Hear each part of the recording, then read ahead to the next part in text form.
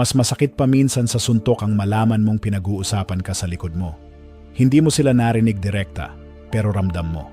Sa tingin, sa kilos, sa mga biglang pagbabago ng ugali nila.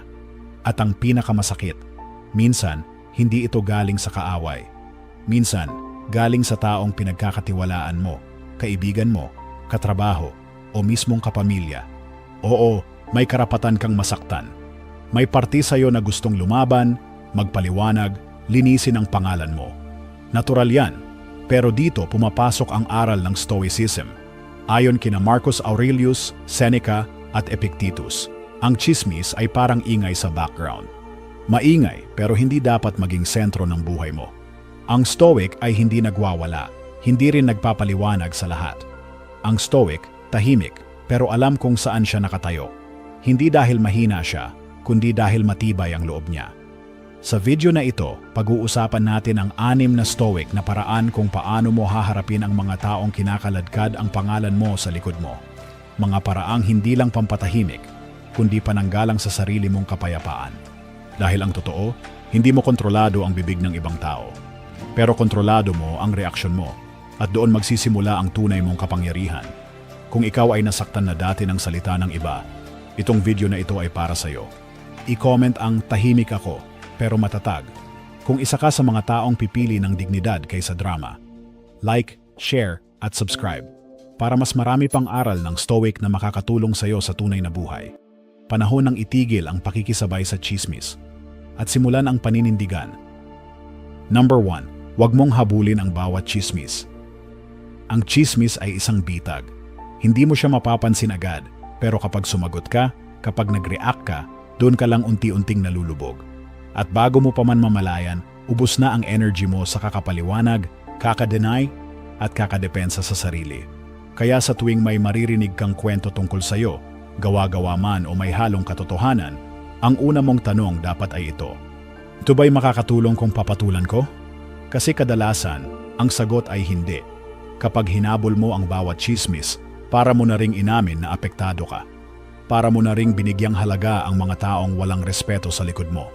Ayon kay Marcus Aurelius, isang Stoic emperor na ilang beses ding siniraan ng mga politiko at kalaban, the best revenge is to be unlike him who did the injury. O sa mas simpleng Tagalog, ang pinakamagandang ganti ay ang pagiging ibang-iba sa nanakit sa'yo. Kung sila ay maingay, ikaw ay manahimik. Kung sila ay naninira, ikaw ay magpakatino. Kung sila ay mapanlinlang, ikaw ay magpakatapat. Hindi ito pagiging mahina, ito ay disiplina. Dahil hindi lahat ng laban ay kailangan mong salubungin.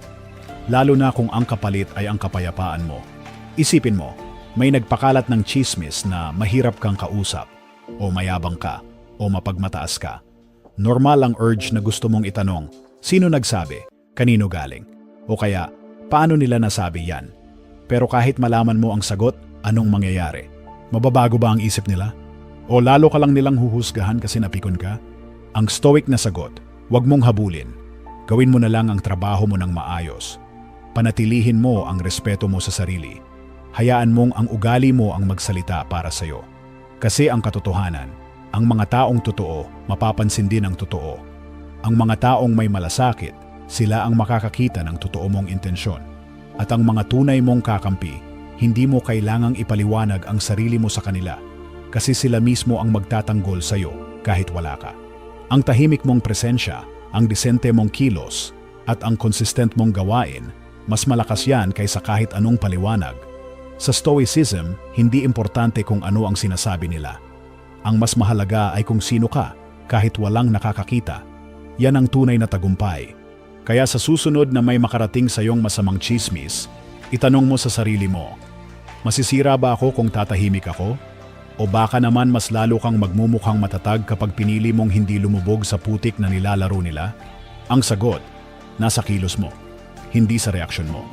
Kaya wag mong habulin ang bawat tsismis.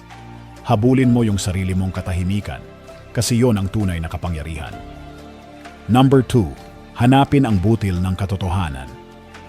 Ito na marahil ang pinakamasakit, pero pinakaimportanteng bahagi. Ang pagtanggap na minsan, kahit sa gitna ng tsismis, may konting katotohanang dapat mong pag-isipan. Oo, tsismis yan. Oo, may halong paninira. Pero minsan, may isang linya, isang komentong biglang tatama. Hindi dahil totoo lahat, kundi dahil baka may bahagi doon na matagal mo nang tinatakasan. Ayon kay Seneca, isang Stoic philosopher, even insults, if stripped of their malice, can be useful. Sa madaling salita, kahit mapanakit, minsan may leksyong nakatago. Hindi ito tungkol sa pagtanggap ng lahat ng sinasabi ng iba. Hindi ito pagiging mahina. Ito ay katapatan sa sarili mo. Halimbawa, may kumakalat na tsismis na mayabang ka raw. At una, syempre mapipikon ka. Kasi alam mong hindi mo naman intensyong maging ganon. Pero kapag humupa na ang emosyon, pwede mong tanungin ang sarili mo. May pagkakataon ba na naging dismissive ako sa opinyon ng iba? May nasabi ba akong parang nagyayabang kahit hindi ko sinasadya? Nagkukulang ba ako sa pakikinig? Dito na papasok ang Stoic practice ng self-inquiry. Hindi para parusahan ang sarili, kundi para umangat. Kasi ang tunay na lakas, hindi yung marunong sumagot, kundi yung marunong makinig, kahit sa masakit. Tandaan, ang Stoic ay hindi defensive, hindi rin sila reactive. Sila ay mapanuri, tahimik, pero matatag sa pagbabago. Tingnan mo si Rachel, isang manager sa opisina. May tsismis na lumalabas na nakakatakot siya kausapin. Imbes na agad magalit, pinili niyang pagnilayan. Naalala niyang naging irritable siya sa ilang staff. Laging nagmamadali sa meetings at hindi na siya nakikinig ng buo. Hindi dahil masama siyang tao, kundi dahil napagod na siya. Pero yung tsismis, nagbukas ng mata niya. Hindi niya pinatulan ang tsismis, pero ginamit niya ito bilang salamin. At doon siya nagsimulang magbago. Yan ang Stoicism. Hindi mo kailangan maniwala sa lahat ng sinasabi nila. Pero may lakas ng loob ka para tingnan kung may bahagi kang kailangang ayusin. Walang drama, walang depensa, walang post sa Facebook. Tahimik lang, trabaho lang, pagpapabuti lang. Kasi sa dulo, ang pinaka-importante ay ito. Nagbabago ba ako sa paraan na ayon sa mga prinsipyo ko? Hindi para sa kanila, para sa sarili ko. Kaya sa susunod na makarinig ka ng tsismis na masakit, bago ka pumatol, pakinggan mo. Hindi para paniwalaan. Pero baka may isang katotohanang makakatulong sa'yo kung handa ka lang tumingin. Number 3. Tumingin sa kung anong kaya mong kontrolin. Kapag may tsismis na kumalat tungkol sa'yo, ang unang reaksyon mo, gustong-gusto mong linawin ang lahat. Gusto mong ayusin ang kwento. Gusto mong ipaliwanag ang panig mo. Pero ang tanong ng isang Stoic ay hindi, paano ko pipigilan ang sinasabi ng iba? Kundi, ano ang kontrolado ko? At sa totoo lang, hindi mo kontrolado ang opinyon ng ibang tao. Kahit anong paliwanag ang gawin mo, kung ayaw nilang maniwala, hindi sila maniniwala. At kung gusto ka talaga nilang sirain, kahit anong ganda ng paliwanag mo, babaliin pa rin nila. Pero ang kontrolado mo, ang pananaw mo, ang ugali mo, at ang reaksyon mo. Sabi nga ni Marcus Aurelius, you have power over your mind, not outside events. Realize this, and you will find strength. Sa madaling salita, kung tsinismis ka, huwag mong sayangin ang oras mo sa pagtakbo sa bawat sulok para ipagtanggol ang pangalan mo. Gamitin mo ang oras para patatagin ang ugali mo. Gamitin mo ang energy para magtrabaho ng tahimik pero tapat. Isipin mo ito, may nagpakalat ng tsismis na nagnanakaw ka ng credit sa opisina. Maaari mong i-confront lahat, maghanap ng witness, mag-email sa buong team, i-explain ang sarili mo. Pero sa proseso, baka mas lalo ka lang magmukhang guilty kahit wala ka namang kasalanan. Samantalang kung Stoic ang approach mo, ito ang gagawin mo. Panatilihin ang kalidad ng trabaho mo. Magbigay pa rin ng credit sa iba kahit hindi ka binibigyan. Ipakita araw-araw na mali ang tsismis, hindi sa salita, kundi sa ugali. Dahil ang konsistensya ng pagkatao mo sa harap man o likod ng ibang tao ay ang tunay na sagot sa kahit anong paninira. Ang Stoicism ay hindi kawalan ng pakialam. Ito ay pagsasala kung saan mo lang ilalagay ang oras mo, damdamin mo, at lakas mo. Kapag pinili mong mag-focus sa kontrolado mo, nagkakaroon ka ng peace.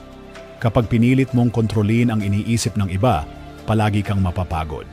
At sa bandang huli, ito ang kailangan mong ulit-ulitin sa sarili mo. Hindi ko kontrolado ang narrative nila, pero kontrolado ko ang karakter ko. At kung araw-araw mong pinipiling maging totoo, tapat, at matatag, hindi mo kailangang ipaliwanag ang sarili mo. Dahil ang karakter mo na mismo ang gumagawa ng ingay, tahimik, pero totoo. at mas tumatagal kaysa sa kahit anong chismis. Number 4. Tibayan ang loob para sa mga hindi nakakaintindi sa'yo. Isa sa mga pinakamasakit pero pinakaimportanteng katotohanan sa buhay ay ito. Hindi ka palaging maiintindihan.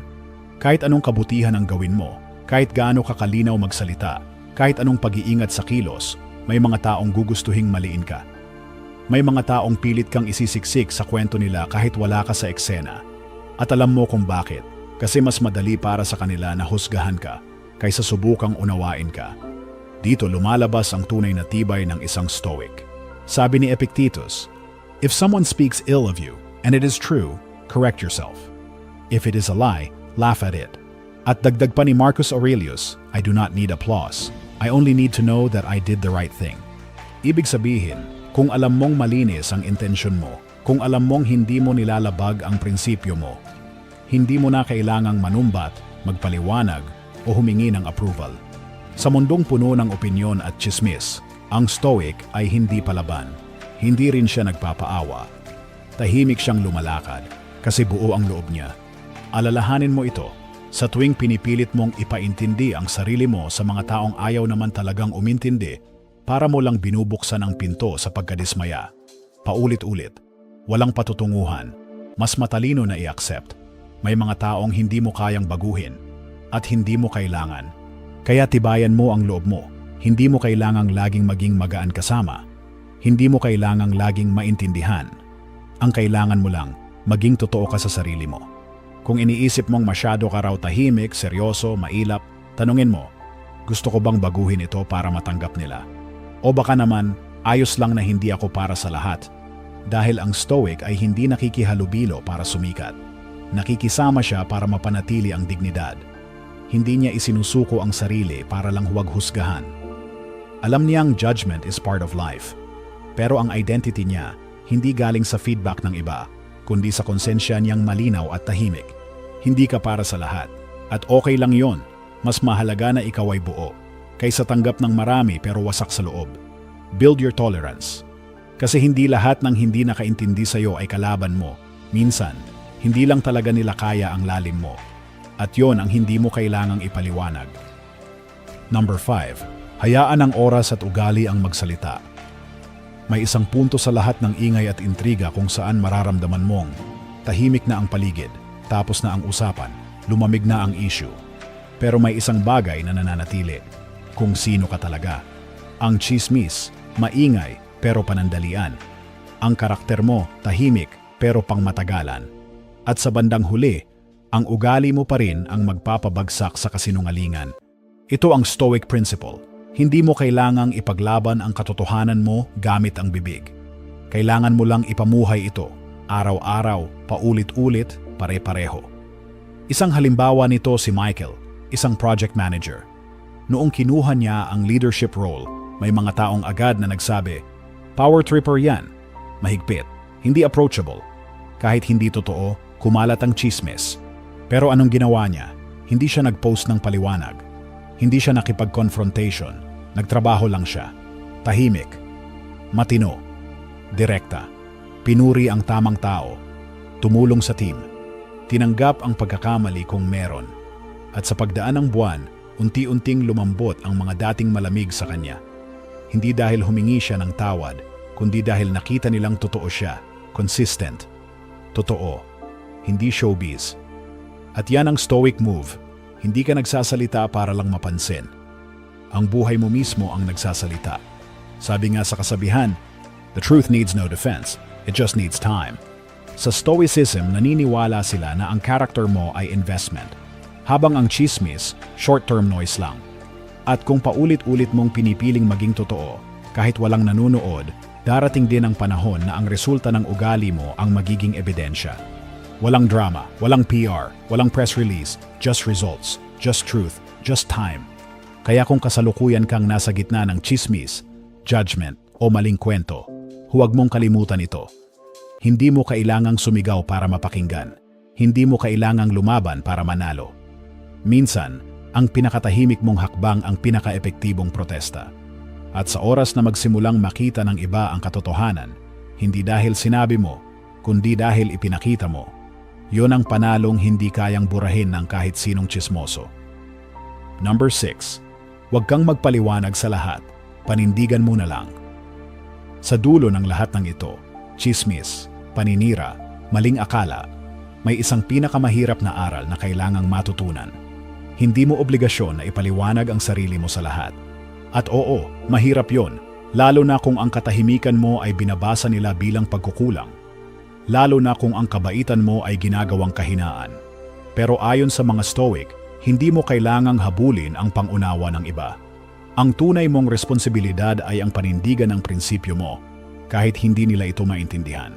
Sabi ni Epictetus, "If you seek to please, you are a slave." At sabi pa ni Marcus Aurelius, "Just that you do the right thing, the rest doesn't matter." Ibig sabihin, kahit hindi ka maintindihan, basta alam mong tama ang ginagawa mo, sapat na yon. Tingnan mo ang sarili mong paglalakad sa buhay. Hindi ba't may mga panahong pinili mong tumahimik kahit pwede kang sumagot? May mga pagkakataong pinili mong ngumiti kahit gusto mo nang sumabog? Bakit?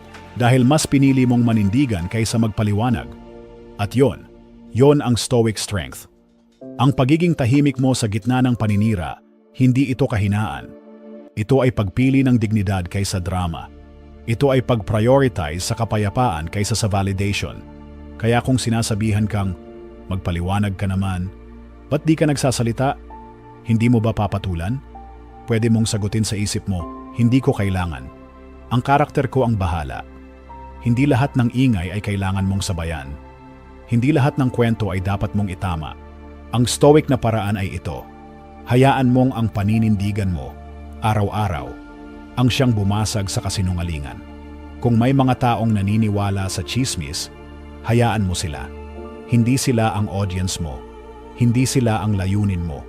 Ang totoo, ang mga taong gusto mong makasama sa buhay ay yung mga taong nakikita ang totoo kahit walang paliwanag.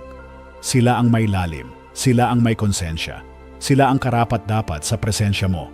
Kaya kung isa ka sa mga taong nananahimik, nagpapakatatag, at pinipiling umayos na lang kaysa makipagsagutan, saludo ako sa iyo. Hindi madali yan, pero yan ang tunay na lakas. At tandaan, ang paninira lumilipas, pero ang paninindigan nananatili. Sa mundong maingay at mapanghusga, ang pinakaradikal na gawin mo ay manahimik at manatiling totoo. At sa bawat paglakad mo na may dignidad, kahit binabato ka ng chismis, panalo ka na. Kung may natamaan sa iyo sa video na ito, i-comment mo ang tahimik ako, pero matatag. Like mo ito kung pinili mong panindigan ang sarili mo kaysa makipagsabayan. Share mo sa isang kaibigan na kailangang marinig ito. Subscribe sa Tagalog Stoic Wisdom para sa tunay na aral, hindi pa cute. Walang filter, walang paligoy.